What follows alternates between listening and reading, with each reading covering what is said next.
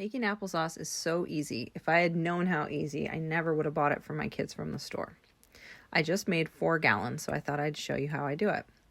You start with chopping apples up into little pieces.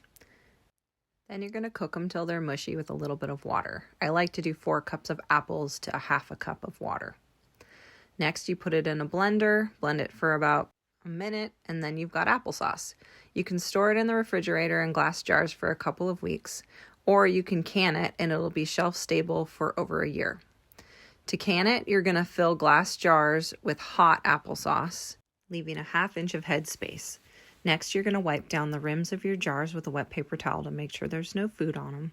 And then you're going to put your heated jar lids on top, twisting them fingertip tight, and you're going to process in a boiling water bath for 15 minutes. Make sure you've got about 2 inches of water over the top of your jars. Follow along for more tips from my homestead kitchen.